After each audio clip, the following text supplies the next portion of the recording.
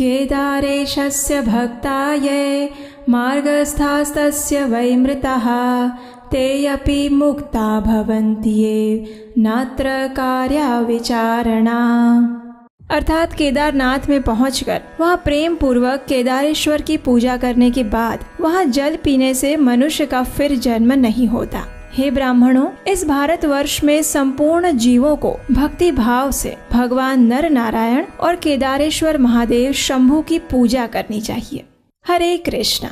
इस पवित्र श्रावण मास में हम श्रवण कर रहे हैं भगवान शिव की दिव्य महिमा और उनके विशेष प्रमुख 12 ज्योतिर्लिंगों की कथा। आज की इस कड़ी में हम आपके लिए लेकर आए हैं एक अत्यंत विशेष और 4 धामों में से एक में स्थित दिव्य ज्योतिर्लिंग की पौराणिक कथा, और ये है केदारनाथ महादेव की कथा। समुद्र तल से लगभग 3584 मीटर की ऊंचाई पर मंदाकिनी नदी के किनारे पर स्थित है केदारनाथ ज्योतिर्लिंग। सिर्फ उत्तराखंड में ही भगवान शिव के लगभग 200 शिवलिंग हैं, लेकिन उन सभी में सबसे प्रमुख है केदारनाथ महादेव। लेकिन आखिर क्या है इस केदारनाथ ज्योतिर्लिंग की कथा? चलिए सुनते हैं।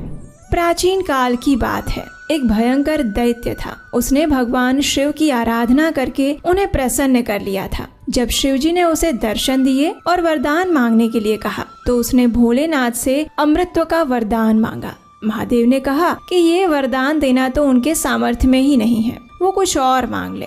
तो उस दैत्य ने ऐसे सहस्त्र कवच मांगे जिसे कोई भेद ना सके। महादेव ने इस वरदान पर भी असहमति जताई और उसे पुनः वरदान मांगने के लिए कहा। उस दैत्य ने अपनी बुद्धि का प्रयोग करते हुए महादेव से कहा, हे शंभु, मुझे ऐसे सहस्त्र कवच प्रदान कीजिए जिससे मैं अजेय हो जाऊं। यदि कोई व्यक्ति मुझसे सहस्त्र वर्षों तक युद्ध करे, केवल तभी मेरा एक कवच टूट पाए। भगवान शिव ने उस राक्षस को ये वरदान दे दिया और तब से उसका नाम पड़ा सहस्त्र कवच असुर। महादेव से विजय का आशीर्वाद प्राप्त करके वो असुर ऋषि मुनियों को प्रताड़ित करने लगा। त्राहिमाम करते हुए सभी ऋषिगण भगवान विष्णु का आश्रय लेने गए। इस राक्षस का वध करने के लिए उनसे प्रार्थना की। भगवान विष्णु ने नारद मुनि से किसी ऐसे स्थान के बारे में पूछा जहाँ एक दिन तपस्या करके सहस्त्र वर्षों की तपस्या का फल प्राप्त किया जा सके। इस प्रश्न के उत्तर में नारद मुनि ने बद्रीनाथ नामक स्थान के बारे में भगवान विष्णु को बताया जहाँ ये संभव था। दूसरी ओर दक्ष प्रजापति का विवाह देवी प्रसूति से हुआ। उन्हें 16 कन्याएं संतान के रूप में प्राप्त हुई। इनमें से 13वीं कन्या का नाम मूर्ति था, जिसका विवाह धर्म से हुआ। माता मूर्ति के गर्भ से नर नारायण ऋषि का जन्म हुआ, जो कि भगवान विष्णु के ही अवतार थे। बड़े होने पर नर नारायण ऋषि बद्रिकाश्रम में तपस्या करने चले गए, जिसके बारे में नारद मुनि ने उन्हें बताया था। और यहाँ पर प्रतिदिन एक पार्थिव शिवलिंग की स्थापना करके उसकी पूजा अर्चना करने लगे। सहस्त्र कवच असुर भी नर नारायण ऋषि से युद्ध करने की इच्छा से वहाँ आ पहुँचा। और फिर क्या था, एक घमासान युद्ध हुआ। जब नर उस दैत्य से युद्ध करते तो नारायण तपस्या करते, और अगली पारी में नारायण युद्ध करते तो नर तपस्या करते, क्योंकि वहाँ एक दिन की तपस्या का फल सहस्त्र वर्षों की तपस्या के तुल्य था। इसलिए नर नारायण ऋषि ने उस राक्षस के 999 कवच काट गिराए। जब असुर ने देखा कि उसके पास अब केवल एक ही कवच शेष रह गया है, तो वो सूर्य के अंदर समा गया। और इसी असुर ने अपने अगले जीवन काल में सूर्य पुत्र कर्ण के रूप में माता कुंती के गर्भ से जन्म लिया। नर नारायण ऋषि पार्थिव शिवलिंग की स्थापना करके भगवान शिव की पूजा अर्चना काफी लंबे समय तक कर रहे थे। उनसे प्रसन्न होकर महादेव ने उन्हें दर्शन दिए और कुछ वर मांगने के लिए कहा। तब नर नारायण ऋषि ने भगवान शिव से प्रार्थना की कि वे इसी स्थान पर आकर सृष्टि के जीवों का कल्याण करने के लिए विराजमान हो जाए।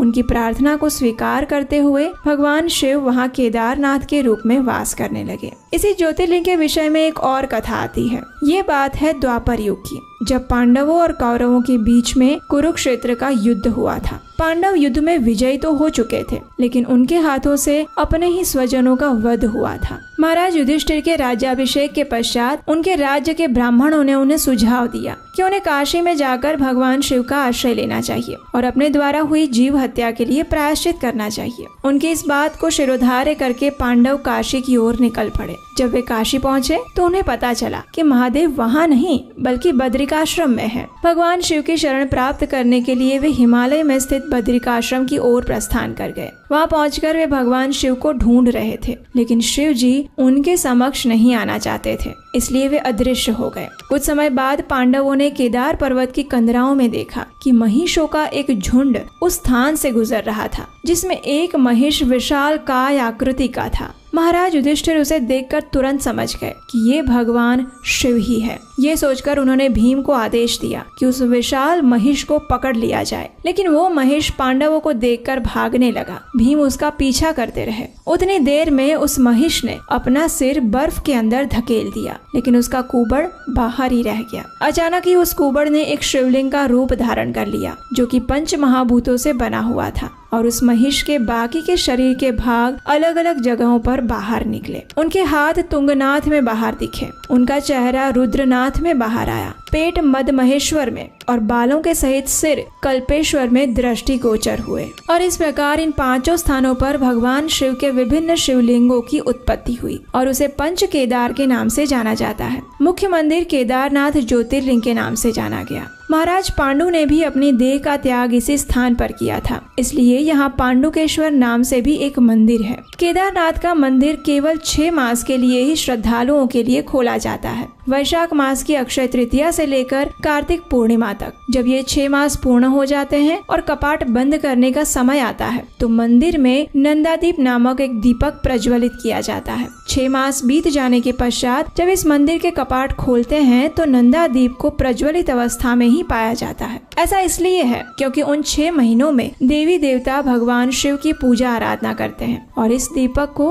प्रज्वलित रखते हैं। सर्वप्रथम पांडवों द्वारा स्थापित केदारनाथ महादेव के मुख्य मंदिर की स्थापना लगभग 8वीं शताब्दी में जगत गुरु आदि शंकराचार्य द्वारा की गई थी। उनकी समाधि आज भी मंदिर के पीछे स्थित है। वर्ष 2013 में जब इस पवित्र तीर्थ स्थल पर भयंकर आपत्ति आई थी, उस समय भी ये मंदिर बिना किसी क्षति के स्थित रहा था। वास्तुकला की बात की जाए तो केदारनाथ मंदिर 85 फीट ऊंचा, 187 फीट लंबा और 80 फीट चौड़ा है। इसकी दीवारें 12 फीट मोटी है और अत्यंत मजबूत पत्थरों से बनाई गई है। मंदिर को 6 फीट ऊंचे चबूतरे पर खड़ा किया गया है और यह आश्चर्यजनक है कि इतने भारी पत्थरों को इतनी ऊंचाई पर लाकर किस प्रकार मंदिर की स्थापना की गई होगी। वैज्ञानिकों का मानना है कि 13वीं से 17वीं शताब्दी तक, यानी 400 साल तक एक छोटा हिमयुग आया था, जिसमें हिमालय का एक बड़ा क्षेत्र बर्फ के अंदर दब गया था। इसी समय में भोलेनाथ का ये मंदिर भी बर्फ के अंदर छुपा हुआ था, लेकिन 400 वर्ष तक बर्फ में रहने के बाद भी